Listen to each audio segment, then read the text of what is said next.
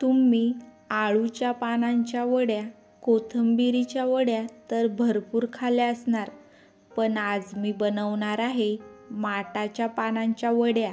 या वड्या अगदी खमंग आणि कुरकुरीत अशा बनून तयार होतात आणि चवीला पण अगदी छान लागतात। तर चला पटकन ही रेसिपी चालू करूया। तर नमस्कार, तुमचं सोनाली कुकिंग या यूट्यूब चॅनलवरती स्वागत आहे। जर तुम्ही या चॅनलवरती पहिल्यांदाच आले असाल तर नक्की या चॅनलला सबस्क्राईब करा आणि बेल आयकन दाबायला विसरू नका। तर चला आपण या माटाच्या पानांच्या वड्या बनवायला चालू करूया। तर आज आजीने ना शेतामधून भरपूर अशी माटाची भाजी आणली। माटाची भाजी खाऊन खाऊन कंटाळा आलेला, म्हणून आजी बोलली आज काहीतरी वेगळं बनव।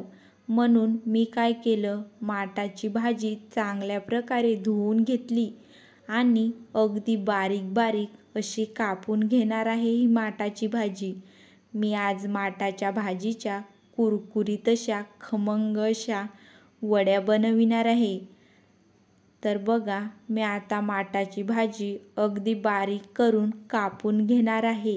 या माटाच्या पानांच्या वड्या कोथिंबीर वड्या आणि आळू वड्यांपेक्षा चवीला छान लागतात आणि अगदी कुरकुरीत खमंग अशा बनून तयार होतात। तर मी सगळी माटाची भाजी कापून घेतली आणि एका मिक्सरमध्ये आलं, मिरच्या आणि लसूण चांगला वाटून घेणार आहे। आता मी या धुतलेल्या माटाच्या भाजीमध्ये 5 चमचे तांदळाचं पीठ घालून घेणार आहे। तांदळाचं पीठ घातल्याने या वड्या कुरकुरीत अशा बनून तयार होतात। आता मी याच्यामध्ये 5 चमचे बेसन घालणार आहे आणि 5 चमचे बारीक शेंगदाण्याचं कूट घालून घेणार आहे। शेंगदाण्याचं कूट घातल्याने अगदी चविष्ट अशा या वड्या बनून तयार होतात।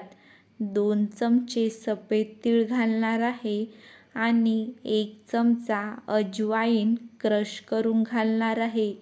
आता मी याच्यामध्ये मिरची, आलं आणि लसणाची वाटलेली चटणी घालून घेणार आहे आणि अर्धा चमचा हळदी, अर्धा चमचा लाल तिखट मसाला, अर्धा चमचा गरम मसाला घालणार आहे व चवीपुरतं मीठ आणि 1 चमचा जिरे घालून हे सगळं एकजीव करून मिक्स करून घेणार आहे।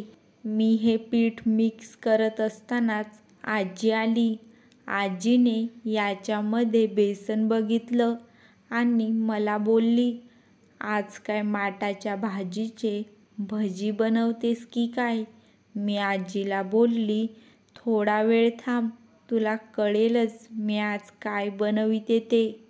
मग आजी परत तिचे काम करायला किचनच्या बाहेर गेली आणि मी सगळं पीठ मळून घेतलं। आता मी एका प्लेटला तेल लावून घेणार आहे।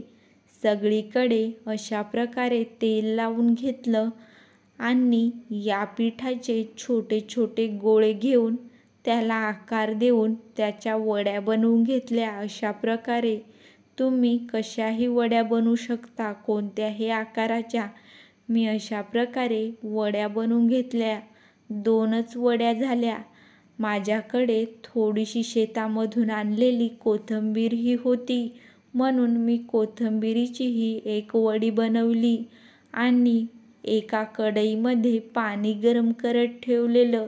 पाणी चांगलं गरम झालं, त्याच्यामध्ये एक स्टँड ठेवून हे ताट मी याच्यामध्ये ठेवून घेतलं आणि वरून झाकण ठेवलं आणि 25 मिनिटं चांगल्या या वड्या शिजून दिल्या। तर बघा, 25 मिनिटं झालेले आहेत आणि वड्या मस्त अशा शिजलेल्या आहेत। आता मी या वड्या बाहेर काढून थंड करून घेणार आहे। या वड्या थंड झाल्याशिवाय कापायच्या नाहीत, नाहीतर चाकूला चिपकू शकतात किंवा तुटू शकतात आणि गरम गरम असल्यामुळे आपले हातसुद्धा भाजू शकतात.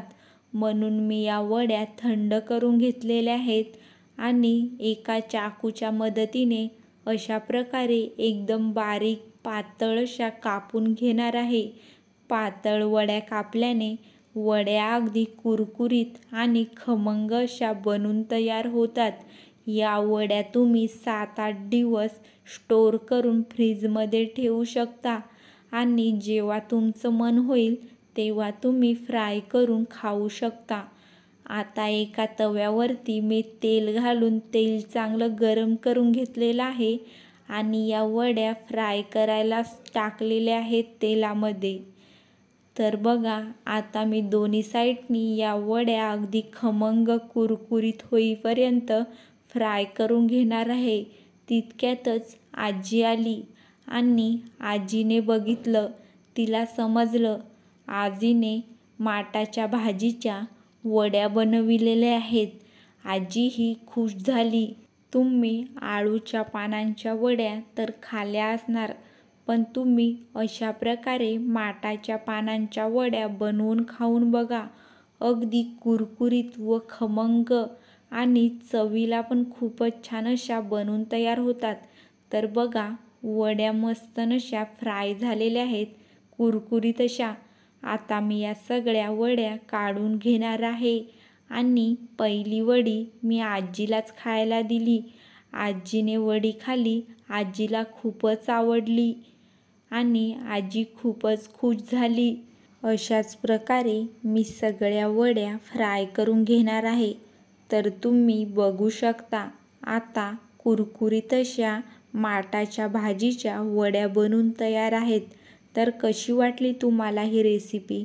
नक्की मला कमेंट करून सांगा.